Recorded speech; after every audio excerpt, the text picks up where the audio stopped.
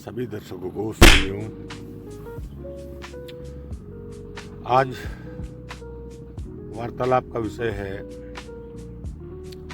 इस संसार में इतना दुख क्यों है और इस दुख का जिम्मेदार कौन है। अच्छा टॉपिक है। अगर मैं कहूं कि संसार में कोई दुख नहीं है और न ही कोई सुख है, तो ये बात समझ पाना एक सामान्य दिमाग के बस की बात नहीं होगी। क्योंकि अगर हमारी मर्जी के खिलाफ कुछ होता है तो वो दुख है, अगर हमारी मर्जी के अनुकूल कुछ होता है तो सुख है। हमको सुख महसूस होता है अगर हमारे हिसाब से कोई चीज होती रहे।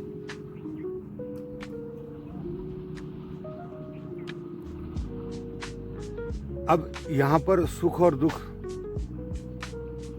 इसीलिए है क्योंकि आपकी इच्छा है सुख प्राप्त करने की।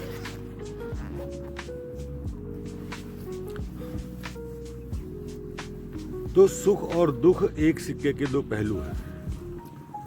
अगर आपको गहरी नींद चाहिए तो उसके लिए आपको श्रम करना पड़ेगा और श्रम करने में दुख होगा और गहरी नींद में आनंद आएगा। अगर आप अच्छा करियर बनाना चाहते हैं तो आपको पढ़ाई करनी पड़ेगी और पढ़ाई करने में कोई भी व्यक्ति सुखी नहीं होता, उसको दुखी होता है।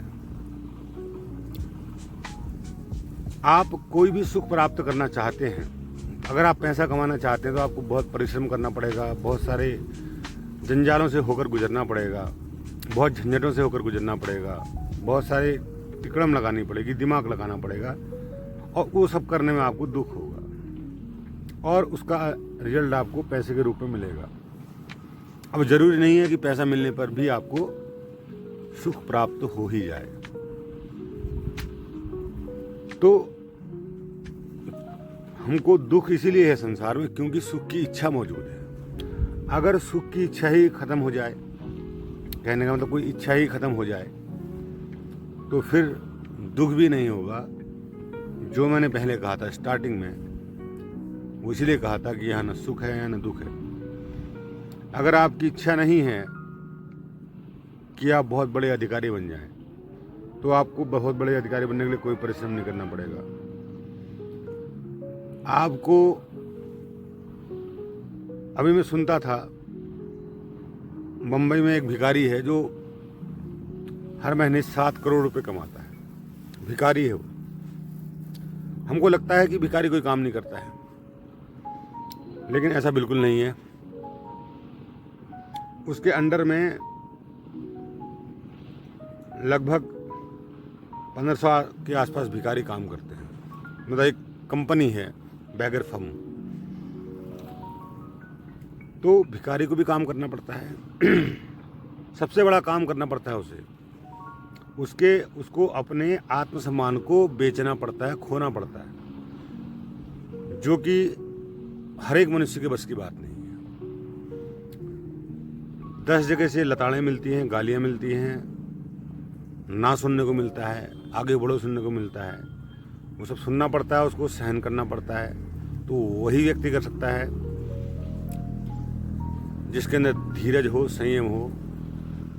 तो इसीलिए भीख मांगना इतना आसान काम नहीं है एक सामान्य आदमी के लिए।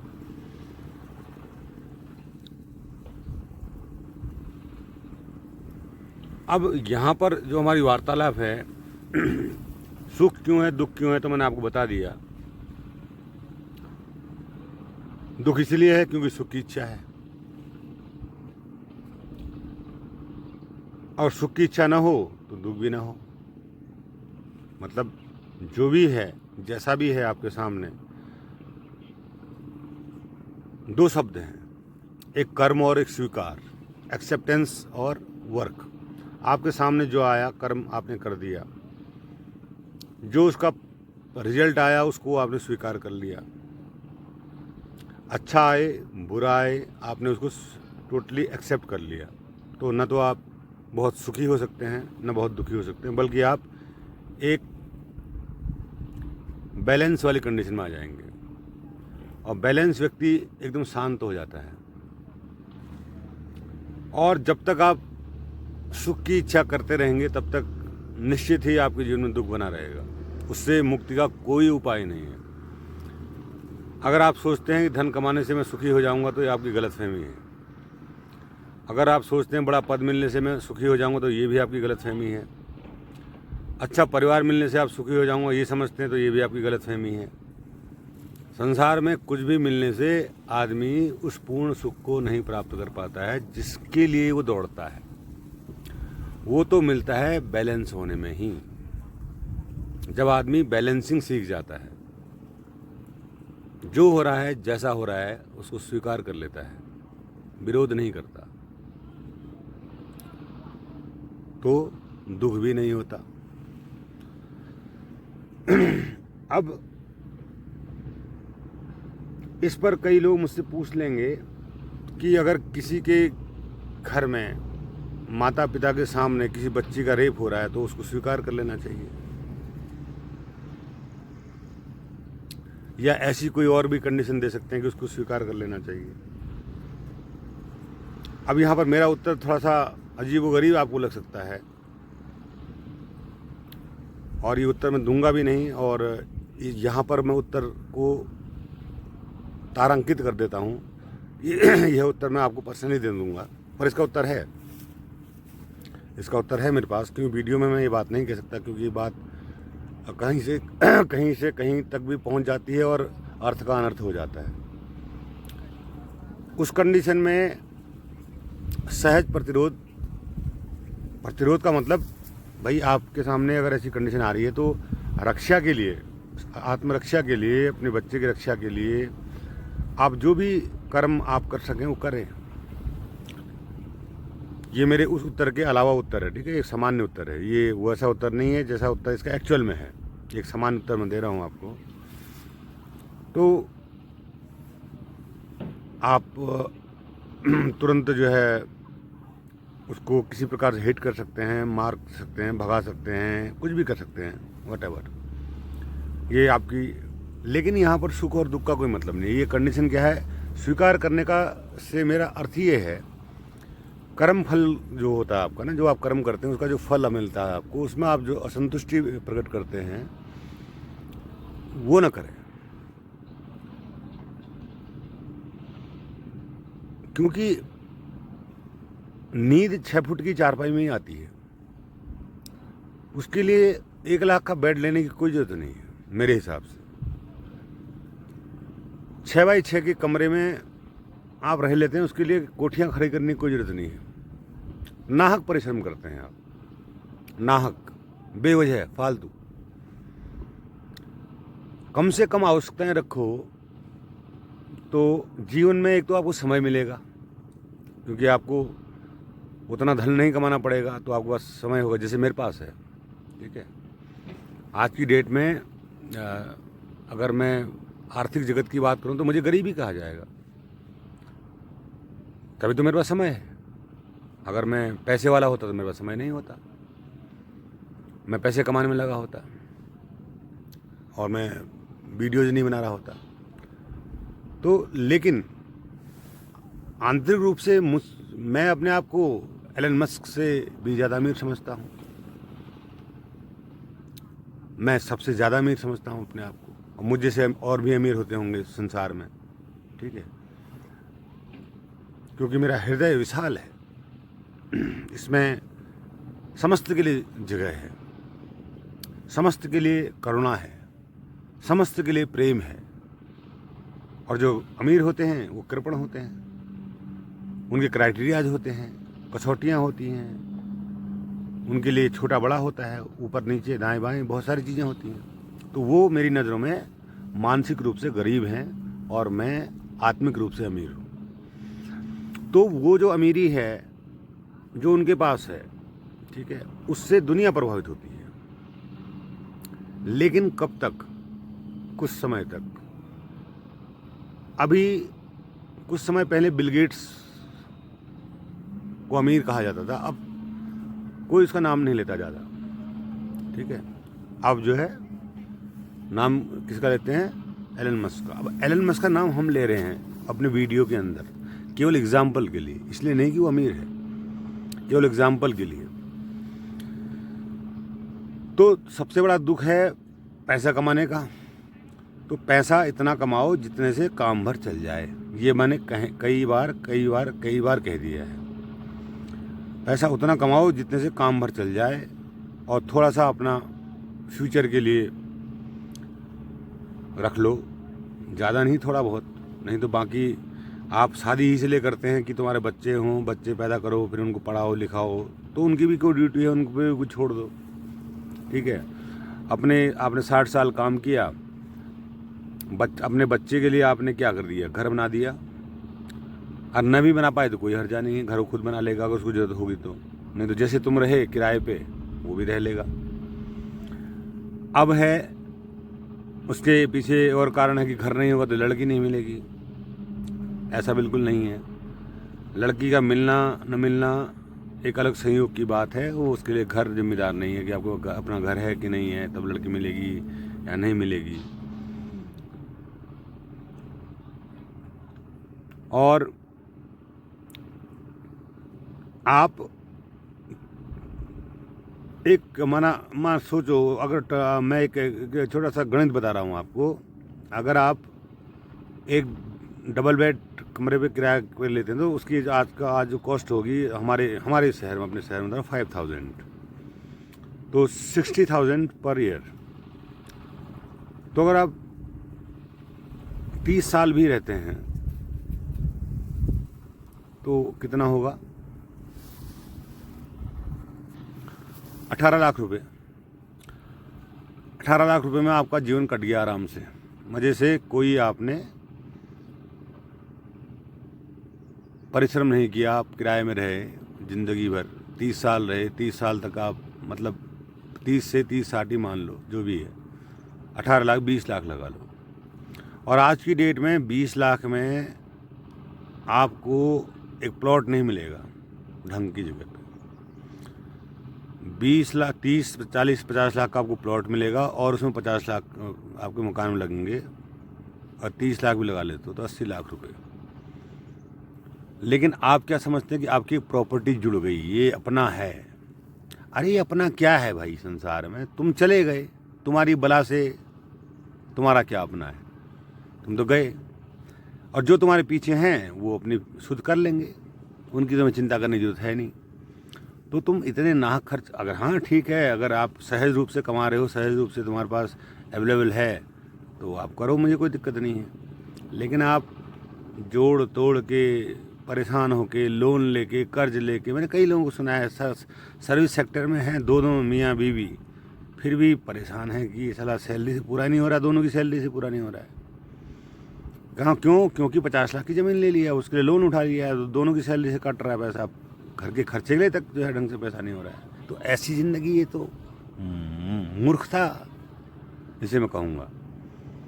बेहतर है कहीं गांव में जो है मकान लगा लो अपना ही। अगर आपको मकान चाहिए जहाँ सस्ती ज़मीन मिलती है गांव में, वहाँ जो है बना लो मकान।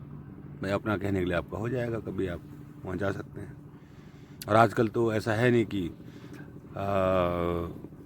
यूट्यूब है और फेसबुक है, कई ऐप्स ऐसी हैं, कई ट्रेडिंग ऐप्स ऐसी हैं जिनमें आप दिमाग लगा के घर बैठे पैसा कमा सकते हो। उसके लिए आपको कहीं जाने की जरूरत नहीं है, कहीं मेट्रोपॉलिटन सिटी में अपना मकान बनाने की जरूरत नहीं है, आप कहीं भी पैसा कमा सकते हो।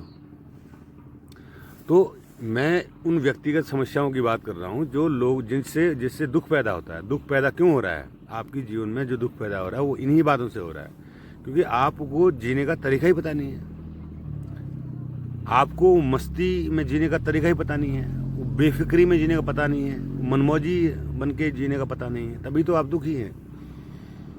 तो दुख का जिम्मेदार कौन है? आदमी स्वयं है। अब मैं इसको आगे बढ़ाता हूँ वार्ता को। अब आपको जीवन में जो दुख ऐसे मिलते हैं जो आपने क्रिएट नहीं किए होते हैं। मतलब अचानक जैसे आपको एक्सीडेंट हो गया आपका, यानी कि आप बीमार पड़ गए आप, या कोई आपको कोर्ट कचहरी का मुकदमा हो गया आपके ऊपर, या कोई कुछ भी इस तरह की जो प्रॉब्लम्स हैं हो गई आपके साथ। आपने किसी का कुछ नहीं बिगाड़ा, आपको किसी ने फंसा दिया, माना कि आपने कोई मर्डर नहीं किया और आपको मर्डर के झूठे केस में फंसा दिया। अब आप कहोगे कि अविनाशी जी आप बताइए कि इसने तो ये कोई पाप किया नहीं था और ये फंस कैसे गया। बिना कुछ किए आपको सजा मिल ही नहीं सकती, ये अस्तित्व का नियम है। आपने किया है इसीलिए आपको जो फ्री विल मिली हुई है ना, फ्री विल, कुछ भी करने की, सोचने की शक्ति मिली हुई है आपको। You are not bounded by nature, you are free to think, you are free to do anything. तो ये फ्री विल आपको मिली हुई है और इस फ्री विल के तहत इस अनंत जीवन काल में आपने कभी न कभी वो दंडित कार्य किया है जिसका आपको परिणाम नहीं मिल पाया। माना मैं अभी इस योनि में हूँ और इससे पहले की कई जो योनियाँ मेरी मनुष्य योनि रही होगी, तो और ये मनुष्य योनि यहीं की बात नहीं है, ये कोई भी योनि जो मतलब बौद्धिक योनि, कोई भी बौद्धिक योनि जहाँ पर हम फ्री विल हमको मिलती है। तो उस फ्री विल में जहाँ फ्री विल नहीं है वहाँ उसका कोई कर्म का दंड नहीं है, ठीक है। फ्री विल जहाँ नहीं है वहाँ उसका दंड भी नहीं है। जैसे शेर अगर किसी हिरण को खाता है, या तूफान किसी मकान को गिरा देता है, या बाढ़ कई लोगों को बहा ले जाती है, तो बाढ़ को कोई दंड नहीं मिलने वाला, ठीक है। तूफान को दंड नहीं मिलने वाला और उस टाइगर को कोई दंड नहीं मिलने वाला। लेकिन जहाँ फ्री विल है, जहाँ बौद्धिकता है, जहाँ पर आपके पास सोचने समझने की शक्ति दी गई है, तो वहाँ पर अगर आपने किसी भी जन्म में कोई भी बुरा काम किया है और उस बुरे काम का आपको परिणाम नहीं मिल पाया उस जन्म में, तो वो आपके अकाउंट में जमा हो जाता है। जैसा आपका बैंक का अकाउंट होता है वैसे ही आपके कर्मों का भी अकाउंट है। अच्छे कर्मों का, बुरे कर्मों का अकाउंट है, वो जमा हो जाता है। वही रिफ्लेक्ट होगी फिर आपको जब उसकी परिस्थिति आती है। हो सकता है कि आपने अभी बुरा कर्म किया और आपको 4 जन्म बाद उसका रिजल्ट मिला, क्योंकि यहाँ जो यूनिवर्स में है हर एक चीज़ एक दूसरे से जुड़ी हुई है। तो जब ऐसी कंडीशंस बनती हैं, अपने आप बनती हैं कंडीशंस, यूनिवर्स खुद बनाता है वो कंडीशंस, तो उस हिसाब से आपको उसका दंड मिलता है। इसीलिए आप ये कभी नहीं कह सकते कि मैंने बुरा काम नहीं किया था और फिर भी मुझे इसकी सज़ा मिली। तो ये भौतिकी का भी नियम है, न्यूटन का 3rd law, action and reaction. जो भी एक्शन करोगे उसका रिएक्शन जरूर होगा, और विदाउट एक्शन नो रिएक्शन। कोई एक्शन नहीं किया आपने तो रिएक्शन भी आपको नहीं मिलेगा। तो ये बात आप, अब अगर आपको कोई दुख मिलता है ऐसा जिसमें आपको लगता है कि मैं जिम्मेदार नहीं हूँ, तो उसको आप सहर्ष स्वीकार कर लीजिए, यह मानकर कि ये मेरा ही किया हुआ कर्म है जो मैं भुगत रहा हूँ, किसी और का नहीं है। अगर मैं उसको भुगत रहा हूँ तो मैंने ही किसी को भुगताया है, या किसी को परेशान किया है, किसी को दंडित किया है, किसी का दिल दुखाया है, किसी का नुकसान किया है, किसी का कर्ज खाया है, कुछ भी। तो ये आपके ही कर्मों का दंड होता है। इसके लिए आप किसी को दोषी नहीं ठहरा सकते हैं। हाँ, इतना आप कर सकते हैं कि जो आपके पास मौजूद वर्तमान समय है, इसमें आप अपने आप को रेक्टिफाई कर सकते हैं, प्यूरिफाई कर सकते हैं, ताकि आप कोई ऐसे काम डेलिबरेटली ना करें जो आगे जाके आपको परेशान करें। क्योंकि ये तो आप मान के चलिए, जब तक आपको आत्मज्ञान नहीं होता है, सेल्फ नॉलेज नहीं होती है, तब तक आपको इस आवागमन से तो मुक्ति मिलने वाली है नहीं। आपको आना पड़ेगा इस संसार में, जाना पड़ेगा इस संसार में, तो तब तक आप जो है दुखी पीड़ित रहेंगे। तो इसीलिए सेल्फ नॉलेज जब तक आपको नहीं हो जाती है, तो तब तक आप इस कर्मों के इस तंत्र को समझिए, ये आपके साथ लागू होगा। अब इससे और आगे बढ़ते हैं कि आप ही जिम्मेदार हैं कर्मों के लिए, कोई जिम्मेदार नहीं है। अब यहाँ पर गीता क्या कहती है आपसे कि हे अर्जुन, तू केवल निमित्त मात्र है, कर्ता तू नहीं है, और तेरा फल पर भी कोई अधिकार नहीं है, कर्ता भी तू नहीं है। ठीक है, अब इसको मैं भी जस्टिफाई कर दूं। ये तब है ये तब है, ये नियम तब लागू होता है जब आपका ईगो डिसॉल्व हो जाए, यानी मैं का भाव डिसॉल्व हो जाए, आप पूरे अस्तित्व को से एक हो जाए, ठीक है। तब फिर आपको कर्म बंधन व्याप्ता नहीं है, क्योंकि फिर you are not responsible for any task और एनी वर्क, क्योंकि आप अस्तित्व हो गए ना, पूरा यूनिवर्स हो गए आपने यूनिवर्स पर छोड़ दिया सारा। अब आपकी कोई मर्जी नहीं है, आपकी कोई इच्छा नहीं है, कोई कर्म आपका नहीं है, तब आपने फ्री विल भी वापस कर दी। फ्री विल नहीं है अब आपके पास, जो हो रहा है वो हो रहा है। ये उस वक्त के लिए है कि तू करता नहीं है, लेकिन जब तक आप मैं भाव से ग्रसित हैं, मैं और तू, तेरा मेरा, इस भाव में आप जी रहे हैं, तो तब तक तो आपको कर्म के बंधन से कोई नहीं बचा सकता।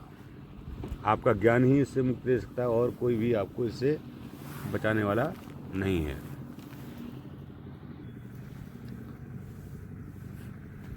अब यहाँ पर सेल्फ रियलाइजेशन की अगर बात करें कि कैसे आप इन कर्म बंधन से मुक्त हो सकते हैं,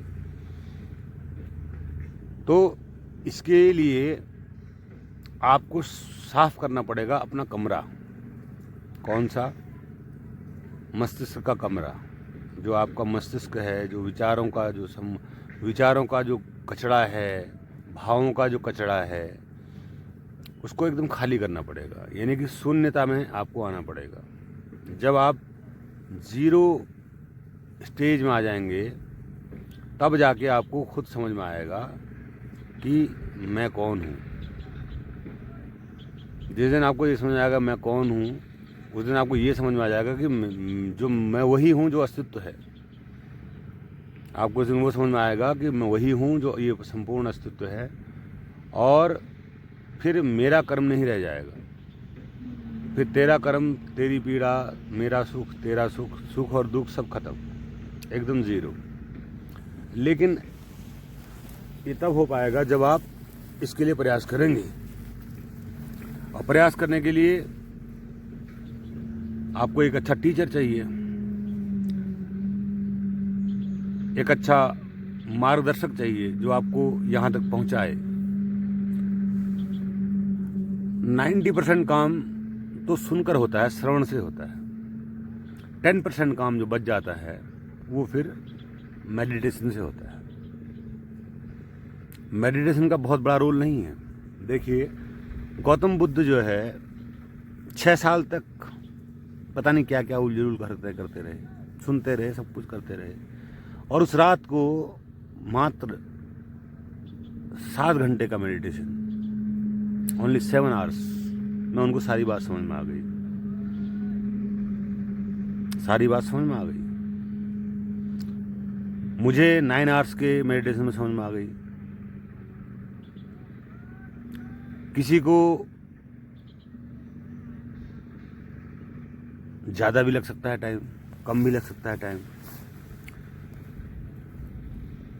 तो ये है, आप दुख से मुक्ति के लिए ये कर सकते हैं। और मैं तो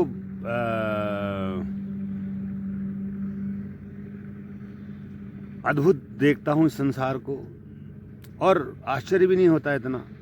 लोग जो है कुछ भी समझने की स्थिति में नहीं है। लोगों की बुद्धि इतनी अनडेवलप है, अभी इतनी अविकसित है कि जिस लेवल की बात मैं करता हूँ, इस लेवल की बात समझने की वो स्थिति में ही नहीं है। और अगर वो इस लेवल को समझने की स्थिति में होते तो गौतम बुद्ध के उतने गहरे व्याख्यानों के बाद, आज से लगभग 2500 साल पहले वो हुए थे,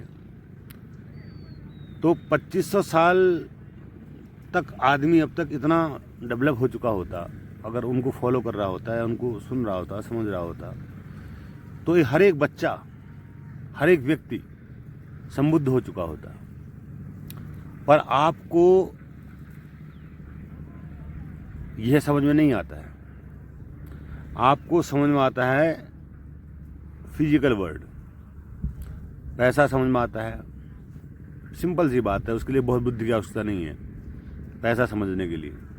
आपको मकान समझ में आता है, बहुत सिंपल सी बात है, ठीक है, अच्छा मकान होगा तो रहने में अच्छा लगेगा, सिंपल सी बात है। अच्छी पत्नी, सिंपल सी बात है। अच्छे बच्चे, सिंपल सी बात है, सबको समझ में आते हैं। पर मैं कौन हूँ, मैं कहाँ से आया हूँ, क्या मेरी बिगनिंग है, क्या मेरा एंड है, क्या मेरा एग्जिस्टेंस है, ये प्रश्न आपके दिमाग में कभी नहीं आता। तो इसीलिए मैं कहता हूँ कि दुनिया क्या है, बेहोश, होश में नहीं। सब लोग नशे में हैं, सबके सब नशे में हैं, गहरी नींद में हैं, सोए हैं सब, कोई जागा हुआ नहीं है। अगर मैं देखूं, अभी तक मुझे कोई जागा व्यक्ति नहीं मिला। जो जागे हुए थे वो दुनिया में अब नहीं है, पर मुझे लगता है कि मैं केवल अकेला जागा हूं, बाकी सब लोग तो सोए पड़े हैं। तो मेरी स्थिति आप समझ सकते हैं कैसी होगी। लेकिन ठीक है, मैं जाग गया हूँ, मुझे उस बात का दुख नहीं है कि सब लोग सोए पड़े हैं। कभी कभी करुणा ज़रूर होती है मन में कि जागना इतना आसान है और ये लोग सोए पड़े हैं। ऐसा भी नहीं है कि घर छोड़ के चले जाना है जंगल, ऐसा भी नहीं है कि पत्नी बच्चों को छोड़ देना है, ऐसा भी नहीं है कि नौकरी छोड़ देनी है, ऐसा भी नहीं है कि धन कमाना छोड़ देना है। कुछ भी तो बदलना नहीं है, और फिर भी सब कुछ बदल जाना है, फिर भी सब कुछ बदल जाना है, मात्र बोध से, मात्र ज्ञान से। तो दुख के लिए कोई जिम्मेदार नहीं है, आप स्वयं जिम्मेदार हैं। दुख से मुक्ति हो सकती है, संभव है। बुद्ध ने भी इसका मार्ग दिया था, अष्टांगिक मार्ग है ना, सम्यक कर्म, सम्यक आहार, सम्यक निंद्रा, ठीक है। तो इस प्रकार से 8 चीज़ें उन्होंने बताई थी। तो बैलेंस, मेन टोटली क्या था, बैलेंस, ना अधिक ना कम। काम करो, मना नहीं किया, बैलेंस, न बहुत ज़्यादा करो न बहुत कम करो। बोलो, न बहुत अधिक बोलो न कम बोलो। पैसा इकट्ठा करो, न बहुत अधिक करो न बहुत कम करो। बच्चे पैदा करो, न बहुत ज़्यादा पैदा करो न बहुत कम करो, बैलेंस में रहो। तो हर एक चीज़ बैलेंस से करना सीख लो, तो दुख अपने आप कम हो जाएगा। इच्छा का भी बैलेंस हो, ये नहीं कि बस एक इच्छा पूरी हुई तो दूसरी के लिए परेशान होने लगे। घर मिल गया, गाड़ी भी मिल गई, बीवी भी मिल गई, बच्चे भी मिल गए, फिर भी परेशान है। फिर भी क्यों परेशान है भाई? अब परेशान क्यों है? क्योंकि अब परेशान कौन कर रहा है? आपका मन। क्योंकि मन को आपने ट्रेंड नहीं किया, मन को आपने अभी जाल में पकड़ा नहीं अपने। आप, क्योंकि मन तो ऐसा है कि वो आपको कहेगा अब क्या, व्हाट नेक्स्ट, वो व्हाट नेक्स्ट कहेगा। उसको शांत होना आया ही नहीं, अभी आपने सिखाया ही नहीं उसको। शांत होना किसे कहते हैं, बैलेंस किसे कहते हैं, अब कहाँ जाना है, कहाँ की यात्रा करनी है। एलन मस्क को मंगल पे जाना है, और फिर मंगल पे पहुंच जाएगा तो मंगल से फिर आगे जाना चाहेगा, तो वो इतना बड़ा अनंत यूनिवर्स से पता नहीं कहाँ कहाँ जाएगा। ठीक है, तो कहने का अर्थ है कि तुमने अपने मन को बैलेंसिंग नहीं सिखाई। बैलेंसिंग जिस दिन सिखा दोगे, उस दिन जहाँ हो जैसे हो उसी में मौज आ जाएगी और आनंद आ जाएगा।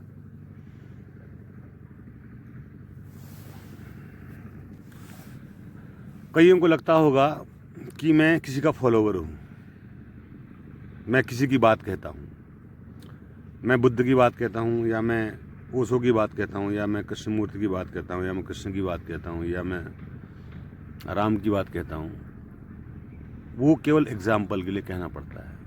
तुमसे बात करनी है तो कहना पड़ता है, वरना मैं सिर्फ वही कहता हूँ जो मेरे घट के भीतर से आवाज़ आती है, जो आपको सुनाई पड़ती है।